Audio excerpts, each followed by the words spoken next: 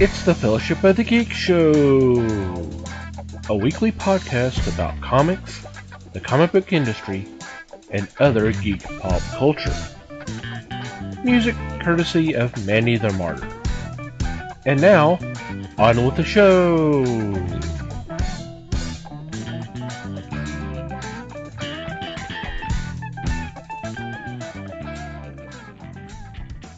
Hey everybody, it's the Fellowship of Geeks podcast. My name's Thomas Chick, and joining me for this week's episode is Mike Marlowe. Hey gang. And Les Webster. Hello all. How are you guys doing? Doing all right. Doing well. And you? Doing okay. So, what's been going on in your corner of the galaxy?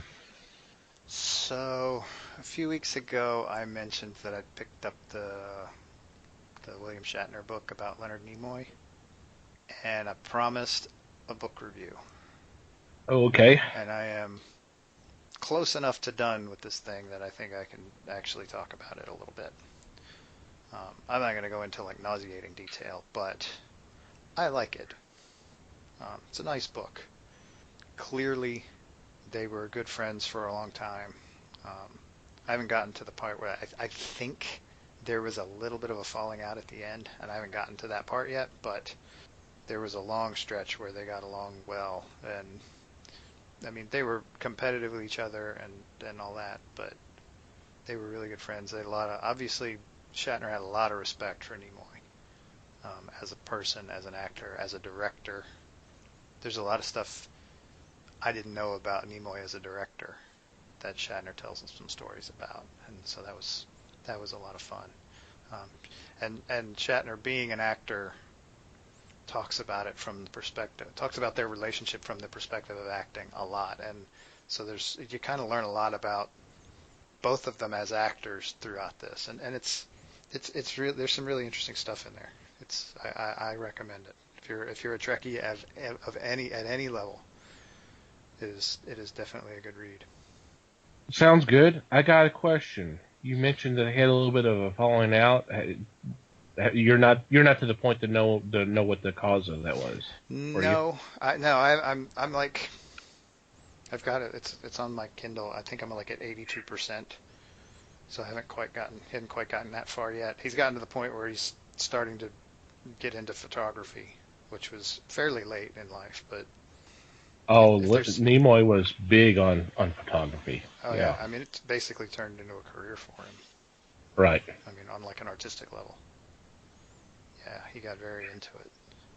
And I mean, Shatner's a little bit kind of all over the place. I mean, the style is very, I don't want to say rambling, because it's not really rambling, but it's not particularly linear, and it's very much conversational, I guess is probably a better way of putting it. Yeah, that's what I was about to say. Something a little more to just kind of telling stories than actually, Yeah, I mean, clearly he's like doing it from an outline, and he had help writing it too. So, I mean, somebody's wrote it from an outline, and so there's some structure, but it's a very loose structure, which I think it reads well that way. I think for it to be I think if it was any more structured, it would read like a biography, and that's not really what it is. This is just more a memoir, in a way, of someone else, which I don't know if that's normally how memoirs work, but I'm liking it a lot. Cool. It does sound interesting. I would like in addition to reading that, I would like to hear some of the stories with about DeForest Kelley. I want to say there's at least one biography out there on him. There may be more than one. And I agree, it would be real interesting to track that down. Because from what I have learned of him since his passing, he really loved doing the Westerns. And before he passed away, he was elected into the Cowboy Hall of Fame, which he was so ecstatic about. So I would, so it kind of makes me wonder why. I'm sure he's been asked several times, and I've just never heard the story of how he took the part of McCoy, because it doesn't really seem like something based on what he's done in the past that you would say, yeah, I'll take the part. With Nimoy and Shatner in particular, they had done guest shots everywhere, including Outer Limits and Twilight Zone, so they've dealt with sci-fi stuff and all. But I would definitely like to hear some of their stories about him. Yeah, one thing I wonder that one of the impressions that you get from this book Mm-hmm. is that Gene Roddenberry Mm-hmm. was one persuasive SOB. So if he had gotten into it, and I don't know that this is, don't quote me here, but if he had gotten into his head that he wanted D. Kelly to do Dr. McCoy, I can very easily see him just literally talking him into it. Yeah. So Yeah, I got that impression too when I can't remember now because I have seen so much stuff on Nimoy the last few months between the In Search of Spock documentary and then of course with the celebration of Star Trek just real recently there was a couple of specials based on Nimoy and where he was talking about him being kind of led around Desilu and he basically was talking about him. He was essentially being recruited. That yeah, Roddenberry already wanted him, and it was basically just a recruitment drive, just to kind of convince him that yeah, you really need to be doing this. yeah, and if I remember, Nimoy's response to that was, "Man, if I don't screw this up, I've got this job." Yeah. Yeah. So I don't remember where I heard that, but it's one of those, and I was like, oh, well, that's kind of cool. Well, I remember it too, so maybe it came up in the for Love Spock. Yeah. Maybe that's why we both remember it Yeah. so freshly. Yeah. So cool. Yeah, I need to check the book out. How about you, Les? This weekend I attended a local comic show, and I want to send out thank yous to the organization. It was fun. They had some top entertainers and comic creators. I got to see some friends there. I got to see an artist that was sitting opposite Thomas Branch's table at Bryan, Texas, several months ago. So seeing Andrew at this show was quite the treat. He actually recognized me, so that kind of made me feel better. Andrew. Yeah, and I'm going to draw a blank on the last name. Thank you very much. Sorry, Uh, well, because I was sorry, but I couldn't remember the name either. That's why I was asking. yeah. One of y'all find it and I'll put it in the show notes. He is the artist for the comic book Zoe Dare. Oh, And, that book. I saw that book. That was a fun book. And which they've done a trade now of the first 4 issues. Yeah, Action Lab did that book, I believe. Action Lab did the book, yes. So he did and the disaster. Andrew Herman. Herman. Andrew Herman. Thank you. It was just nice to see him, get to talk to him, and got to stroll around. They had several big names as far as film go. They had some huge names for comic book illustrators and writers. So I'm just going to say thank you very much to the organization because it was well worth the time. Cool. Basically, for me, I just kind of pulled out some old trades and kind of went back and reread some stuff. I pulled out Marvel Masterworks Captain Marvel, which reprinted Marvel Superheroes 12 and 13, his first appearance, and then the first 9 or 10 issues of his series. And this is the first Captain Marvel back in the late 60s. or Marvel as he's known by now, or has been for a while. And it was kind of fun just going back and reading some of that. It was stories that were written by Roy Thomas, and then you had art by Gene Colan and Don Heck. It was kind of nice going back and looking at that. And I also picked up Nova Classic, which reprinted the early issues from the 70s. And I totally forgot that Marv Wolfman, who was just here a few weeks ago, was the co-creator of the first Nova. And with art with Buscema, both John and Sal, and Ross Andrew, and so I kind of went Space Hero, and kind of went back in time, and it was kind of fun going back and reading some of that stuff. The Captain Marvel stuff was a lot of fun. Mm-hmm. It was. I love the way they factored in that the Skrulls were the enemies of the Kree. So that, to me, that tied him into the early Marvel titles, such as Fantastic Four. Mm-hmm. And that's where I thought that this is cool. We're getting a space hero, and yet I know some of what he's facing with the possibility of Skrulls showing up. That may be next on my reading list when I have time, is pull out the old Kree Skrull War, which was in the Avengers back in the early 70s, with some of the art's by Neil Adams. Yes. It was kind of fun. I'm kind of going nostalgic. So, which is not too bad. Nothing wrong with that. Nothing wrong with some space heroes. That's for sure. No. Since we were talking about Spock and Kirk.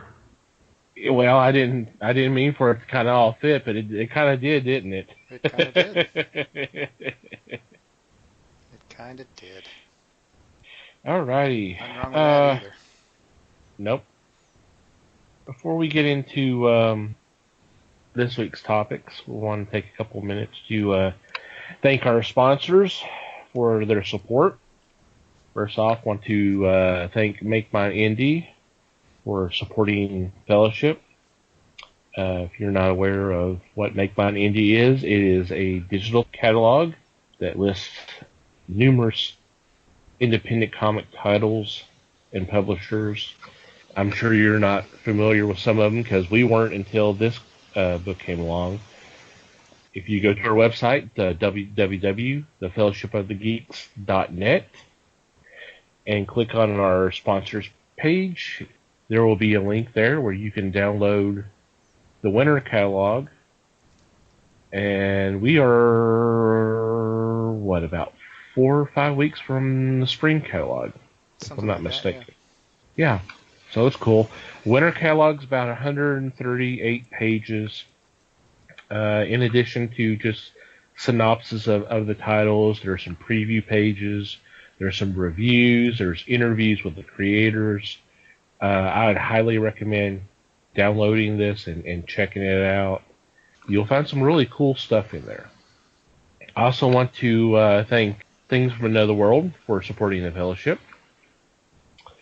While you're on our sponsors page, if you could, just scroll down and check out some of the deals that they are currently running. One of the deals that they're running till the end of February is a $1 back issue sale. So, hey, $1 is pretty good. It's a really good deal considering prices of books today. So, you definitely want to check that out. And, of course, there's their evergreen specials, such as 40% off on comics, statues, toys, and merchandise. There's 30% off select pre-order manga titles. And as usual, there are 50% off Nick and Dent comics and graphic novels. Really great deals. So while you're on our sponsors page and you click on one of those images, it lets them know that we sent you their way and take advantage of those deals, and everyone's happy. Some sweet deals. Oh yeah, definitely, definitely. All right, for this week's topic, wanted to kind of go over something that's been kind of brewing recently. I know a couple of websites had posted some stories on it, and we'll have a link on the editorial that I sent to the guys. Said, "Hey, check this out." And basically, in particular, the stories have been about Marvel maybe backing off a little on the political theme stories later in the year, especially after this big event called Secret Empire. And it seems like the general opinion is that the books have become so political that that's maybe costing them some readership, and there may be some truth to that. And that the theory is that they're going to go back to more heroes battling bad guys and saving the day.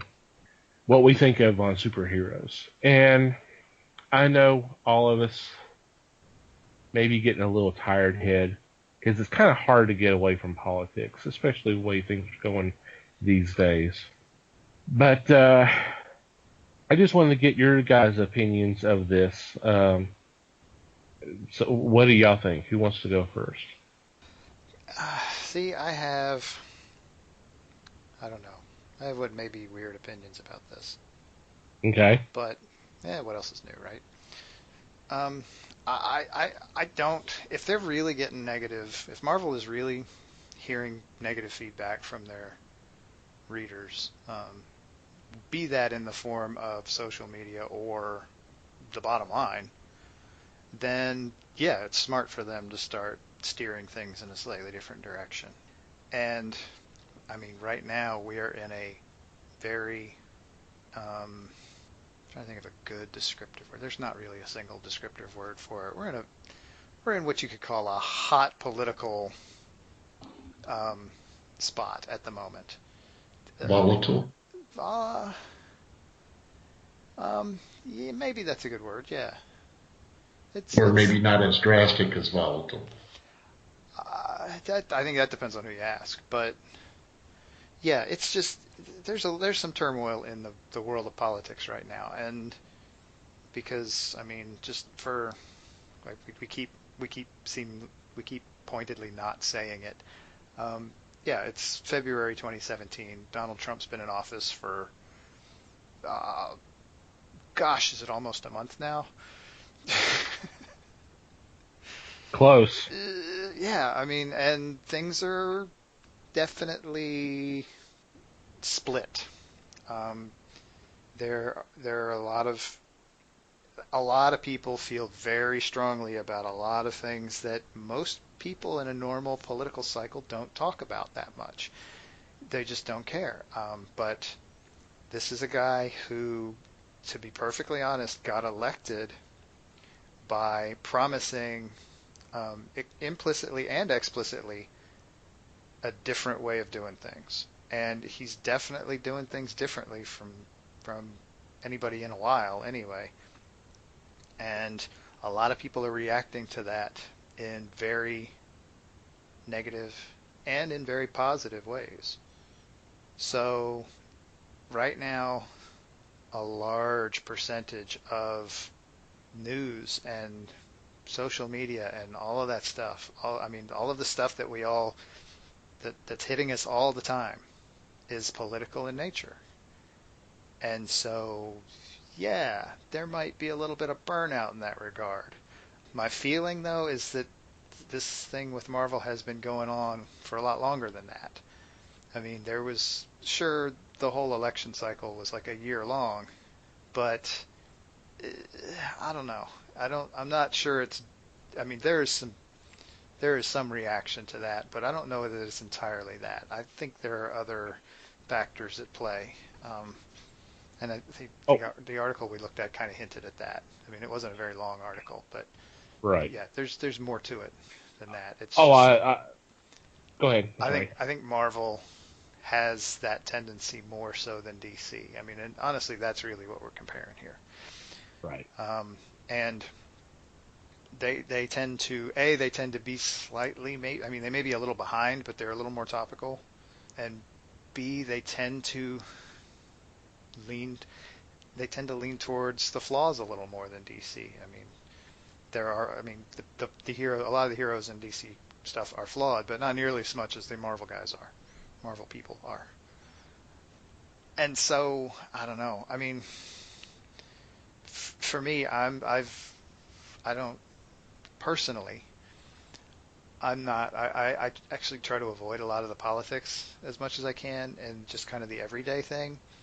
And honestly, I also don't read a whole lot of Marvel or DC, so it's not me they're really speaking to here. But I, for one, don't want tons of politics in my comics. For me, it's more of a question of how much reality I need as a reader to relate to the story. And I am a reader that I don't require a whole lot of reality to relate to a story. But I'm also the risk of sounding a little egocentric, maybe. I'm a highly trained reader, so it's just not something I need. Some people do, and there's nothing wrong with that. But I can see where either way people could be burning out. Some people would burn out faster than others, given that. But I don't know. I for one don't want all of that, but there are some people that's how they relate things to the world.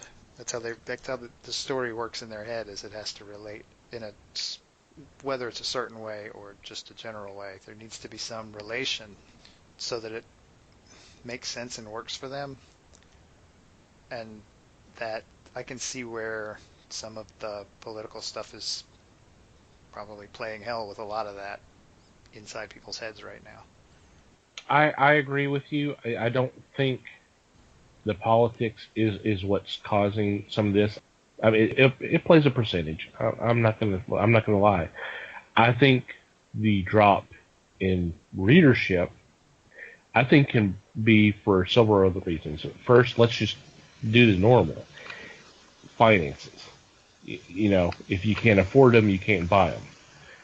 Second of all, I think there's more of a burnout regarding the mentality of let's have a big event every year that crosses over into most of the books, and which we've kind of discussed some of this before, and in the constant relaunching of titles, not necessarily or rebranding. I think that plays more of a negative factor than the politics, although the politics will play. I'm sure politics play a little bit to it. Well, and the politics is, I mean, right now, like I said, it's a pretty hostile arena. Right. Right now. And so, I mean, to an extent, a lot of the super books, there's a lot of fighting. And maybe people are not just burning out on the politics, maybe they're burning out on the hostility too. Yeah. I've seen comments of that saying, it would be nice that where heroes weren't fighting heroes, that they're actually battling the bad guys and that kind of stuff. I can relate to that. But that's what Marvel's always done, is pit the heroes against one another, and then 2/3 to 3/4 the way through the book say, oh, you're on my side? Let's go beat up the bad guy. Well, and it's worked so well that DC's done it. Yes. And not only just DC, but whoever else that would. It always works. It's not even just superheroes. It's just heroes in general. Right, and it's that Marvel flawed hero concept. I mean, if it didn't work, we would not have Marvel Comics, because they would not have seen the success they saw in the 60s, which kind of catapulted them to the number 2 status. So, yeah, and I mean, it does kind of exacerbate the split that is becoming more and more reality in our own lives. And I mean, just from politics alone. I mean, you hear constantly that things have never been as split as they are right now. And I mean, Mm-hmm. we could. I don't have a degree in political science, so I'm not the guy you want to talk to about that. But I'm sure there are reasons, and a lot of that is going to reflect in the culture in a lot of different ways, and that means literature, and that means books and TV and movies and comic books. Mm-hmm. And yeah, people are at the point now where there's been that very contentious split for long enough that people are starting to get tired of it without necessarily knowing what to do about it. And I mean, to an extent, they're gonna. A lot of people, whether they and a lot of them don't even realize they're doing it, but a lot of them are looking toward the culture, the literature and TV and movies and comics and all of that stuff to start to try to figure out how to fix it. So in a sense, maybe it's not a great thing that people are burning out on them, or maybe it is, and maybe that doesn't mean they should stop. If they want to redirect a little bit, that probably doesn't break anything, but you know, it's people make the term escapism has been thrown around a lot, and it's usually thrown around in a negative way. But I think what most people don't realize about it is that it's not always escaping entirely. There's usually some level of, like I said, connection, some piece of that culture that people relate to, and because they see some of their own issues in an issue of X-Men, whatever X-Men title you want to throw in there. And I mean, that's what made those books work so well in the beginning. And because they're just a little bit closer to reality than Superman. Not to pick on Superman or anything, but just to be realistic, he's a very, very high-powered alien living on Earth. It's not necessarily a lot to relate to there, but someone like Iron Man, he's got problems that everybody has. He's had the whole alcohol thing. He's had people don't understand him for various reasons. Um, it's easier to relate to, and I think that's where people don't quite connect the escapism thing, is that it doesn't mean completely detached from reality. It just means there might be something that seeing some other experience help, can help people. That kind of thing can help people, can ultimately help people relate better to whatever problem they're having. It can give them a different perspective on how to look at their own lives and their own problems. And so maybe the political angle isn't such a bad way to go, as long as you've got creators who are creating stories that are not just filled with hate, because that's usually not helpful. I mean, to state the obvious, but seeing variations on the same ideas, I mean, that can help people. That can make people feel better, whether it really solves their problems or not. But it will be more likely to, or at least help them solve them. Well, DC had political views when they were running the Green Lantern, Green Arrow buddy series. And in it, you had someone that was standing up, not always, but most of the time, for the establishment, and his partner being the antithesis and standing up for the small guy. And rarely did you see them fighting a supervillain in those series. They were, Thomas, what was the name of it? Hard Hard, road hard heroes, traveling hero, hard traveling heroes. hard traveling heroes, and as a result, they brought things forward to the consciousness of the American public. They did not take shots at the people in office. They were talking about the haves and the have-nots rather than lowering their guns at those in office. The first politics that I remember from Marvel was in X-Men, because they were on the run and the government was trying to ban them. And therefore you had the contingent from Magneto to stand up to the government. Here they did not name people. They did not take shots at public officials. And to me, reading the article it brought forward, that's what I was looking more towards. No longer would they just say, oh, poor is us, we're mutants, and nobody likes us, instead of just collapsing like a black hole and taking a feel of pity me. They're going to actually fight villains. They are currently running a series called Inhumans versus X-Men. Okay, well, let's get past that. And hopefully that's what they plan. Because to me, that is another event that they're running. And that makes 4 in a year.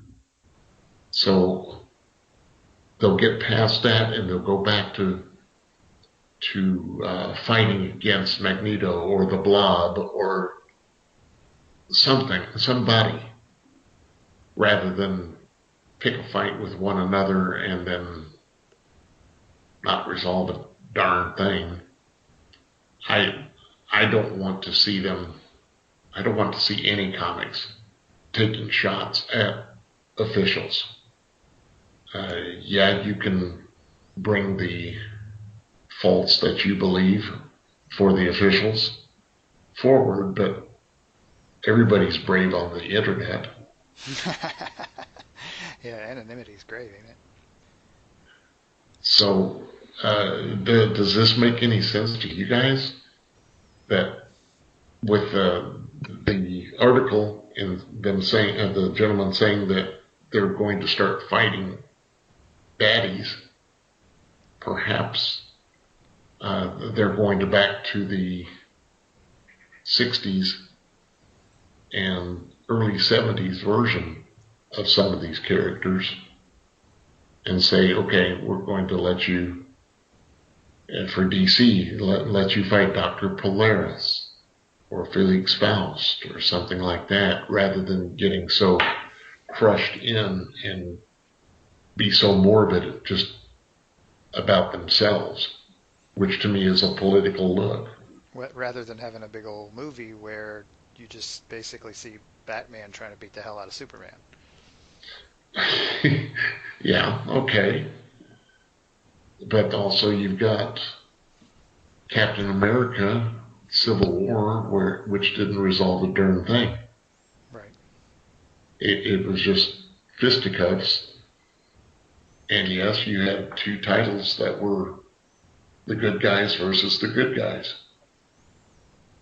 The one difference is in Batman v Superman, they did turn against the villain together. So it wasn't totally lost on that respect. I'm done with my soapbox. Thank you. Oh, gee. Oh no, come on. This is a soapbox episode if we ever had one. Mm. I mean, and it's the fun part, that the reason that I thought this would be an interesting topic is because we can do the soapbox thing without actually getting political ourselves. Because I have no desire to get political. We hear enough of that. I hear enough on TV and radio and podcasts, honestly, of people talking about politics, and it's, you know, it I don't know. I gotta. I no, I completely feel the same way. That's why I was glad I found an app on Chrome that actually can hide some of that stuff on social media. And I'm loving it.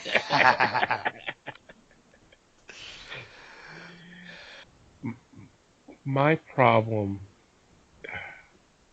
I'm trying to figure out a way how to phrase this. Um, to the degree I don't have a problem with some politics being in the comics because it is part of life and it affects these characters too. But it just seems like the way things are today, just in the real world, I really don't want it to bleed into the comics, and the thing that really gets me annoyed is the we cannot have a discussion if you and I are on polar opposites of a particular topic or whatever. It doesn't even matter what it is. It's just the way things are right now. I say my side, you say your side, and then all of a sudden it gets into name callings, and it's all of a sudden we're getting mad, and it just erupts real quickly. That there is no possibility of us having some kind of discussion and trying to find some common ground and try to and Right. it just Nobody it's seems to so want to get along anymore, no. which sounds cliche, but it's always just, yeah, this is my belief, and consequently it's what everybody should believe, and they're all Hmm. idiots and morons if they don't. And where in the hell did all that hostility come from all of a sudden? And the deal is, it's not all of a sudden. It's been building for years, if not decades. I mean, you could go get on. Well, here's the problem: you can get on the internet and find all kinds of theories as to why. Um, but people in general, not specific ones, but people in general are not really, for some reason, interested anymore in hearing somebody else's point of view. And I mean, on an individual basis, that's not necessarily the case, but especially when you get groups of people together. I learned a long time ago that you only have to have three people in a room for somebody to start getting bullied and picked on. That's all it takes. All it takes is a simple majority. And so people get into a group, and the bigger that group is, the braver the individuals in that group can get. And if they see easy prey, it's easy. It's no big deal to just pounce on that prey. Why it has to be a predator prey situation is the thing I don't quite understand. But again, I'm weird. And in the same way, 2-on-1 can be a faction as to stop somebody from bullying. If you have two that ally themselves, then the third, who would possibly be the bully or was saying, hey, come on, be with me so we can beat up him, would this bully would find himself on the short end of the stick. He'd be the minority. So, I mean, it can be a good thing with three people, or it could be a bad thing, depending on what happens, what transpires. Right, how the situation is handled, Yes. how much forethought and reasonability the situation is approached with. That was a very weirdly constructed sentence, but anyway. It's very difficult to talk on the subject without, for me, it's tough for not going into the political stance, yet it can be done.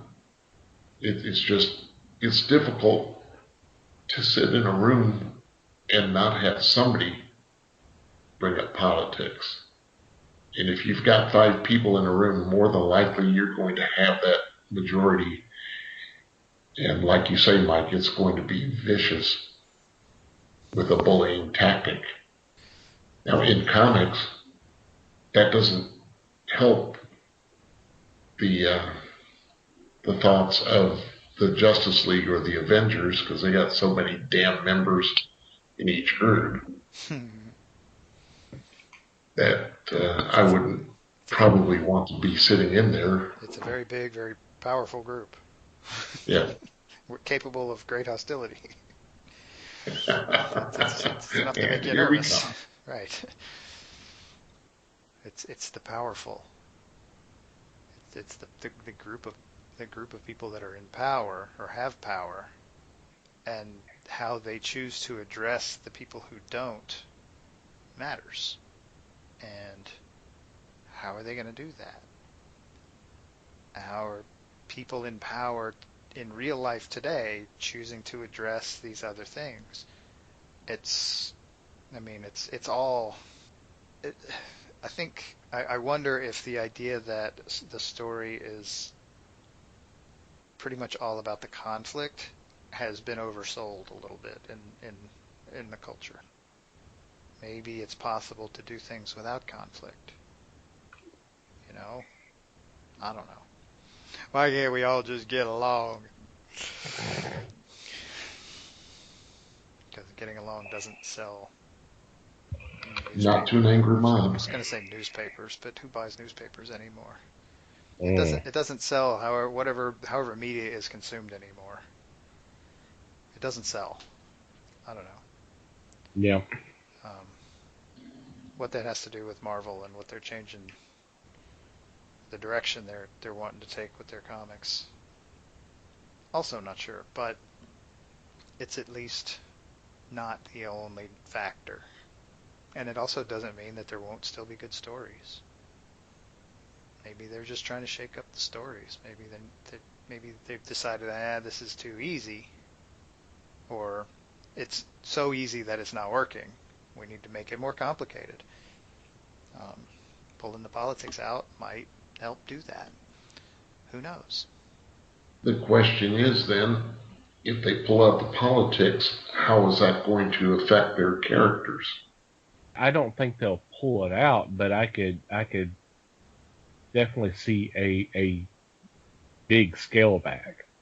You mentioned Justice League earlier, and I remember reading during the satellite years when their headquarters was a satellite. Hawkman being a big time conservative, and Green Arrow, which you were talking about earlier, being liberal, them going back and forth on things. That was political arguments they were having, but it wasn't the entire story. It was just them talking about how to handle a certain situation, and that kind of thing. So Yeah. I can't see it being taken completely out, but scaled back definitely. Right, and hopefully a little more emphasis gets put on the idea of compromise, Yeah. and maybe try to re-inject that back into the culture again. Since It I needs can to happen somewhere. since I can just go out on the internet and find all of the websites that agree with me, and that can be all I ever read. And so I don't ever have to deal with the idea that something that I'm consuming is giving me different ideas. It's just spewing the same old crap back at me. I mean, you can almost see where it wouldn't be that hard to get locked into a mindset and just Yeah. not be able to see any other alternatives anymore at that point. You've Right. kind of done it to yourself to an extent at that point. Sure, very true. And Thomas, like you said, the arguments between Arrow and Hawkman were not the driving force of the story. They were just comments. Right. That stuff's character building. That's all that Yeah. is. Yeah. And there's nothing wrong with that because it's not a huge driving factor in the story, like you said. It's not making them hate each other and then start shooting at each other or anything, or calling each other names, or at least not seriously. They still get along. They're still teammates. Maybe even they're still friends. I don't know. Yeah. Well, a perfect example, a comparable example to that we just talked about earlier in Star Trek. You had Spock with the complete logic. This is what needs to be done, and this is how you should handle it. And McCoy on the other side, yeah, but that's what your brain's telling you. But what's the heart telling you? And they had arguments. It kind of got a little political sometimes, but it wasn't the driving force of the story. It was just, Right. That was actually something that got focused through the lens of Kirk. yeah, Kirk was the one who listened to both of them, listened to them bicker and argue and explain themselves, and then he would take what he got out of that and he would act.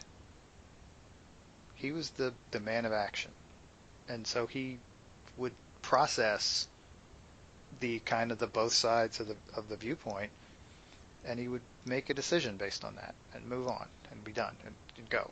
We're going to do this, and that's what we're going to do, and we'll live with the consequences. But yeah, the deal is that part is the part that people are missing anymore. Is the yeah, okay, we've spent X amount of time arguing about this. Now what are we going to do? Well, there's nobody doing anything. no, They're just continuing the argument until everybody gets so pissed off that they can't think straight anymore. That's what leaders are for. Definitely in the Star Trek realm, the original series, that's what that was. I mean, honestly, you could get into later variations, and the captains, they all kind of did that to some extent. Some of them were a little more cerebral than others, and some of them were a little more actiony than others. But that's I guess it's easier to do that in a quasi-military situation. But yeah, I mean, when do we stop talking about it and start doing something? yeah. When do we trust the people that we put in charge to do the right thing or to do something productive? And what do we do when they don't? How do we deal with that? Hopefully, the comic book business can help bridge part of that. And the readers of comics should know how to deal with the people that they did not care for in politics. And to me, you look at it for change, you need to become active and think about what's going to go on in the near future and how you can make the change. But comics themselves, the characters in comics, short of a book of political cartoons, to me, should not be doing that part of it. If they want to go the Green Arrow, Green Lantern route and make people aware of what's going on, that's one thing. But like I said, they did not bash anybody that was elected at that time. And those were social issues. Yes. And that's fine. But I don't have a problem with that because there's obviously an issue that needs to be presented and made and people made aware of, and that's fine in whatever format you use. We just talked about Star Trek. They did that. Books do that, movies do that, comics do that. That's fine. But when it gets to when it gets definitely more political to the point of all of a sudden that is the reason why characters who were friends at one time are all of a sudden opposed to each other because and just can't get along. It's kind of aggravating because I already see that every day, whether it's in person it's on social media and that kind of stuff. It's aggravating, if that makes any sense. It is. It's hard to look at those things and not A, not see a solution, and B, not see anybody else seeing a solution. I mean, we can argue about a particular issue until we're blue in the face, but eventually a choice has to be made. A decision has to be made. Something has to be done. And I'm starting to feel like I'm beating a dead horse with this, but it's what's I'm not missing. quite dead yet. I'm not dead. I feel happy. You're not fooling anyone. You'll be stone dead in a moment. The obligatory Monty Python reference. But anyway. Yes, there we go. We were a little overdue for that. That's okay. Yeah, it just, I don't know. I think it's something that has to be dealt with carefully. And maybe ultimately Marvel is tired of having to be that careful at this point. I mean, there's so many other things that we have to be careful about anymore anyway. Maybe they're just ready to step back and not worry themselves about that one, you know? Yeah. Can't blame them for that. Do you think they look at themselves as the voice of the people? By doing the stories that they have been, are they voice of the people and think that they have that much influence? Uh, Let's open this to any comic books. okay. Well, I can see writers looking at the situation and that influencing their writing. It has to. I mean, that whether you're writing a comic book, a book, a song, anything, that's one of your influences. It affects you, so it's going to influence your output.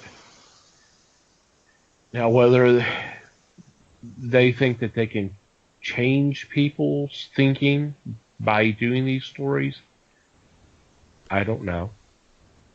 Yeah, I'm trying to decide if them actively trying to do that would be a good thing or a bad thing. I'm not. I can see arguments in either direction.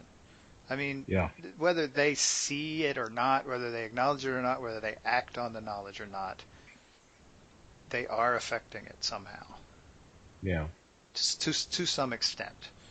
Um, they can choose to do it in a way that's productive. They can choose to be helpful rather than harmful.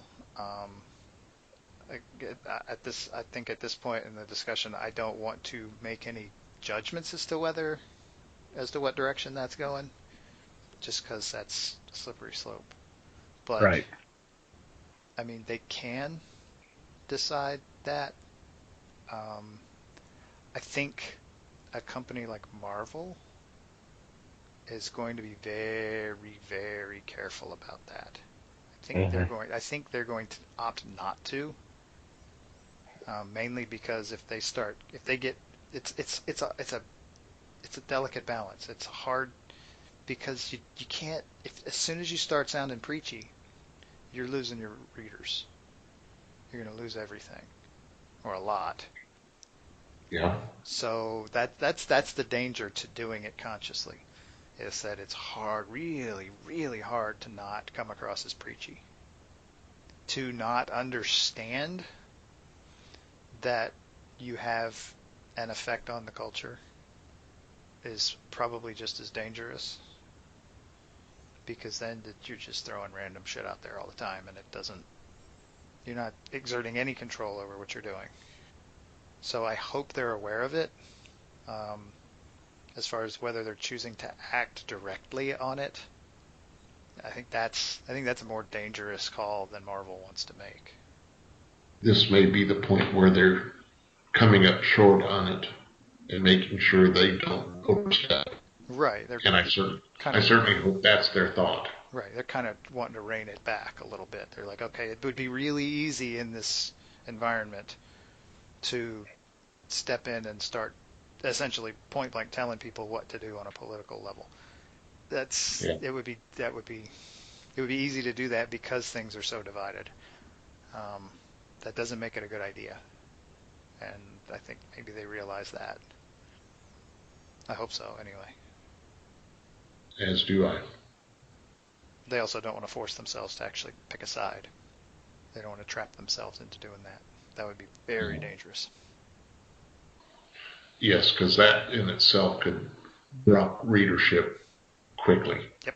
Very quickly. Okay. I think that's a pretty good stopping point for this week. Any final thoughts? I'm not sure I adequately conveyed any thoughts at all in all of that. What are you talking about? Oh, okay. No, I think you did well, and all I want to say is stay out of politics, comics. And on that note, we will take a quick break and be back with weekly picks.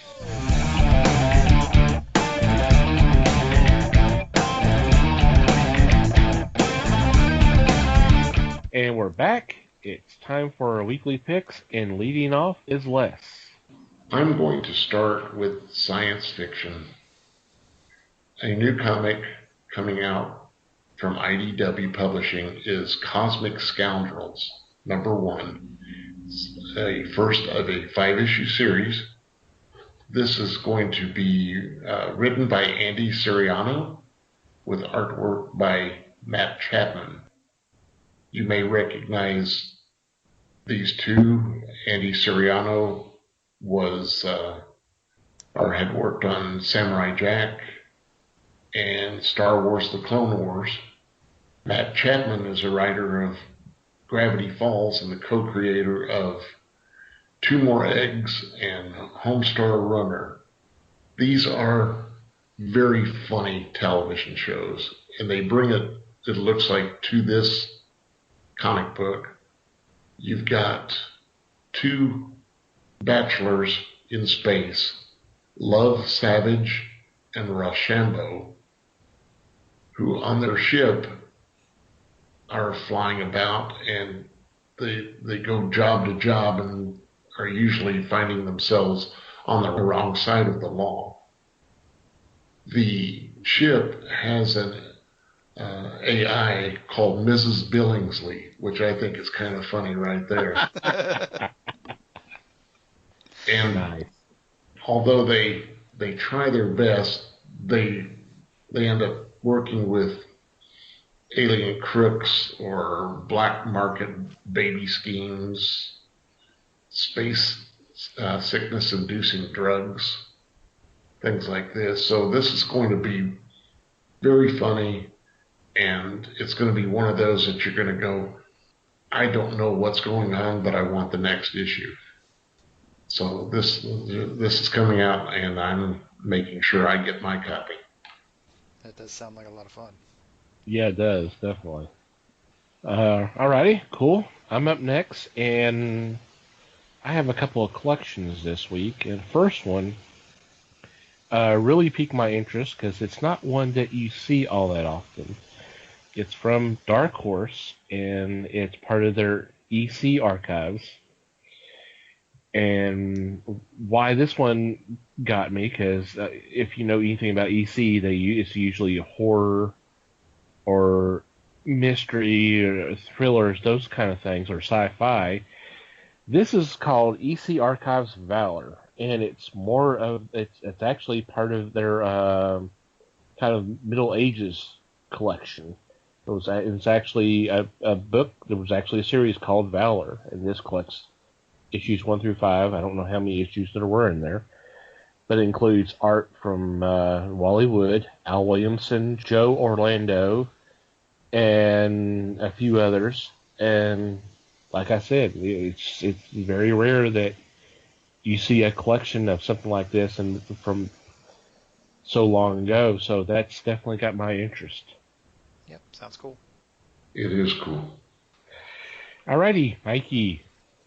Alrighty. My first pick is a Titan book. It is Hookjaw #3.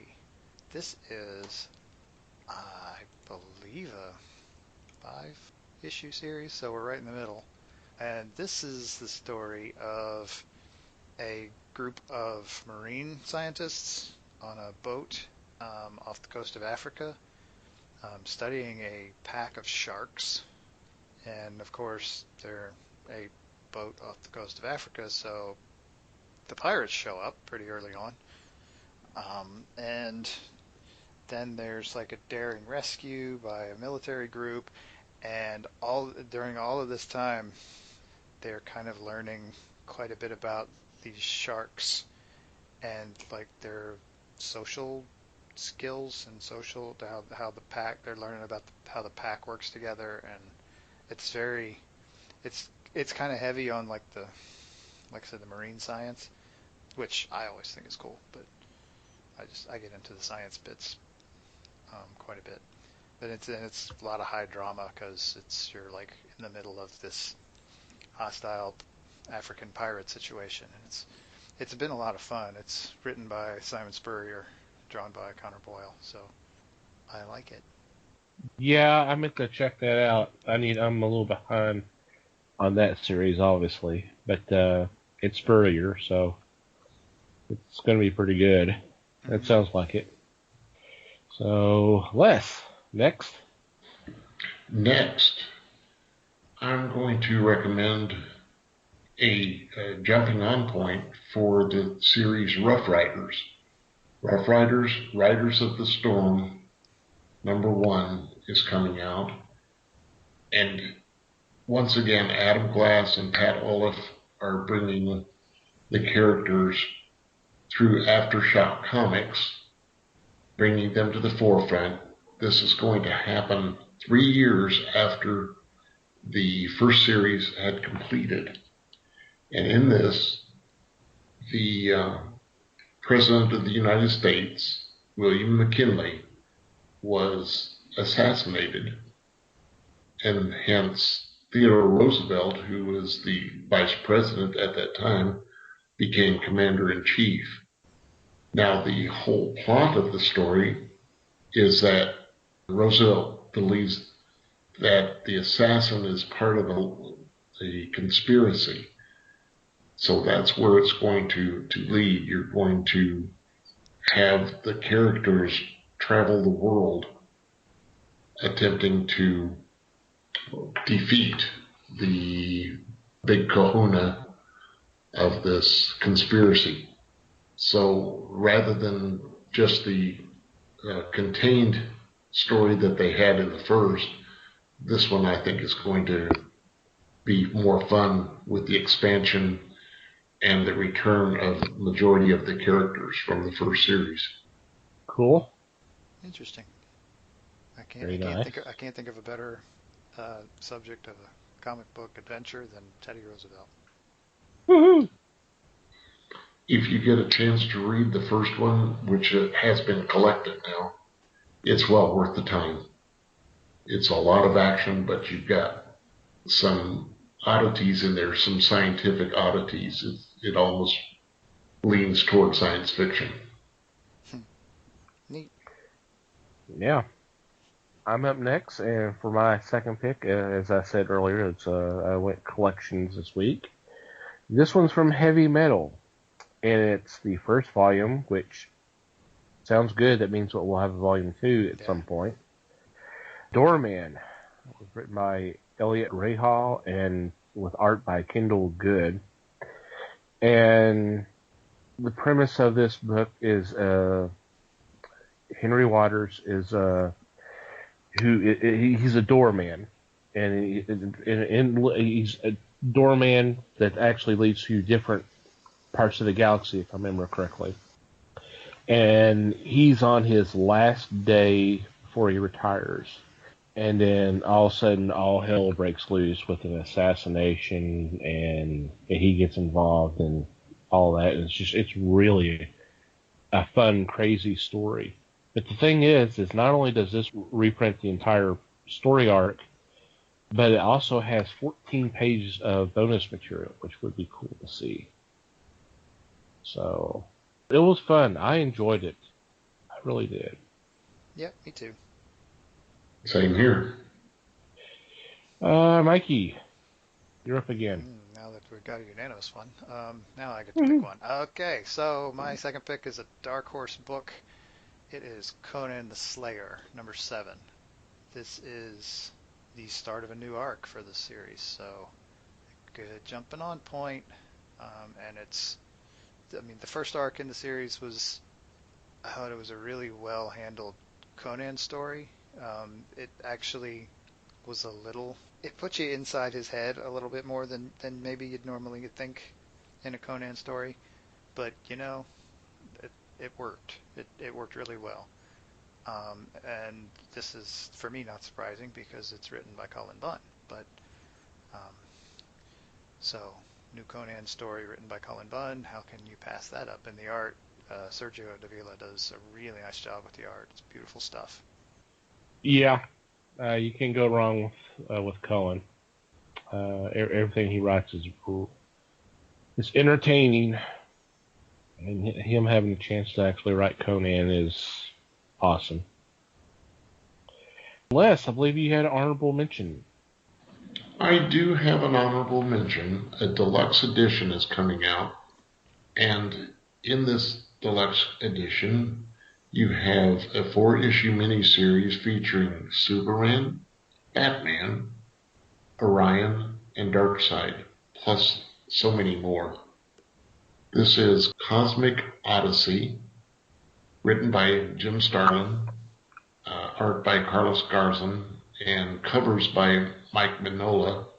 This was 90s that it came out, and it's such a fun story because the heroes are racing against time to stop a cosmic entity that wants to destroy the galaxy. So you've got such a great interaction here with multiple characters versus a common foe. I remember reading this and thinking maybe it's time to do a second one, but it's a finite series.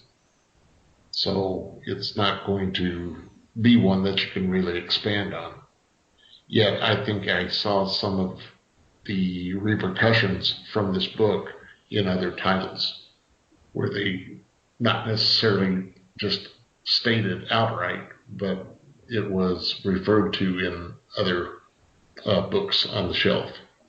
Yeah, I remember when this came out, and I didn't check that out, unfortunately. And now is my chance to rectify that. I think this may be the way to do it. Yep, because I am a Starlin fan. The creator of Dreadstar, creator of Thanos from Marvel, we just talked about this earlier. Captain Marvel. I mean, he's one of my favorite heroes. The high point of the Marvel run was written and illustrated by Jim Starlin. So that's, he's one of my faves as well. So. You listed those characters from that book, and the first thing I thought was, man, that would be the wildest bachelor party.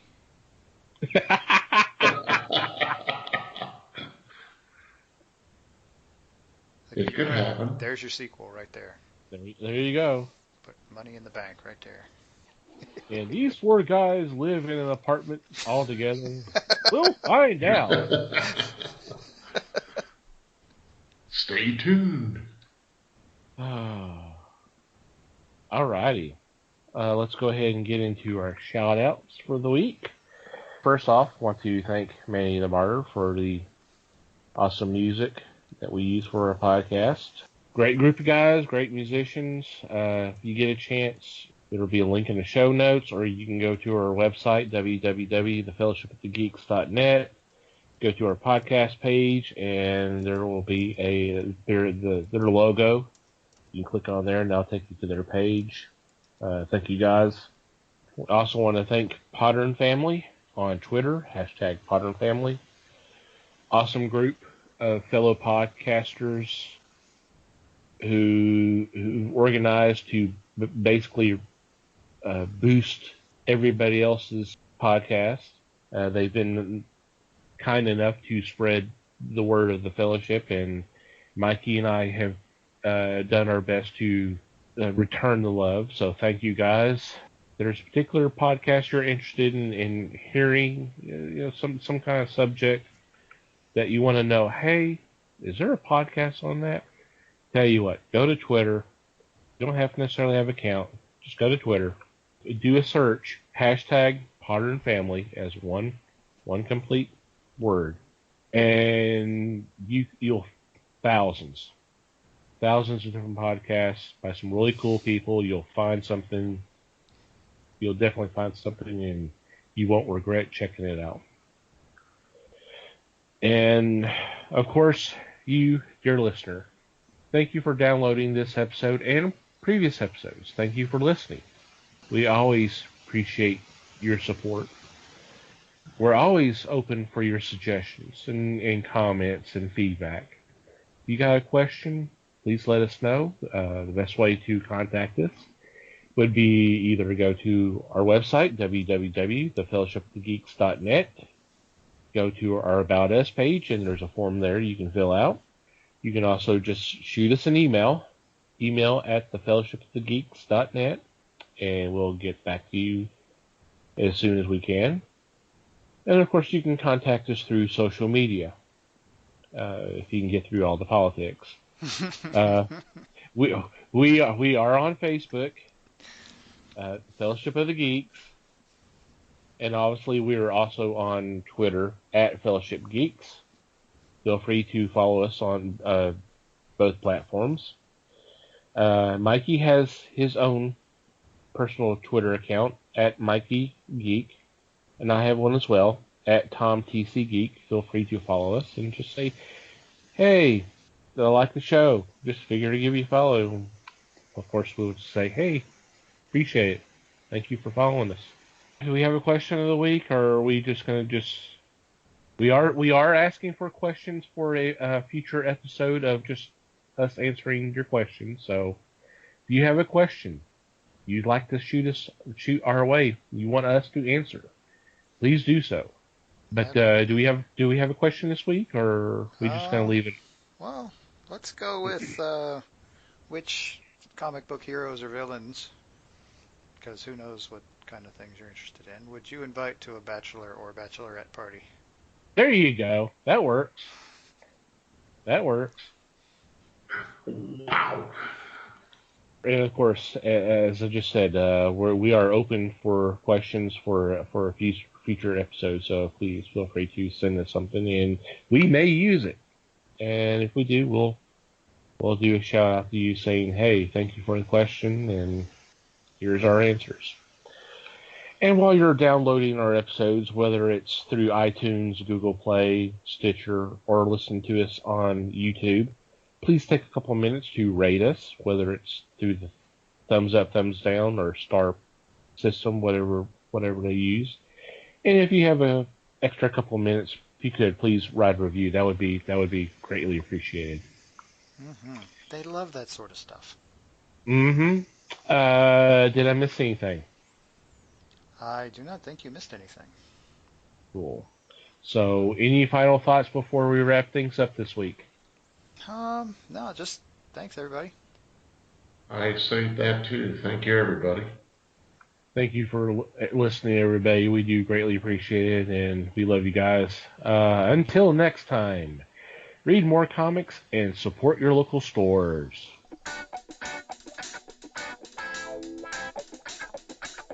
We thank you for listening to the show.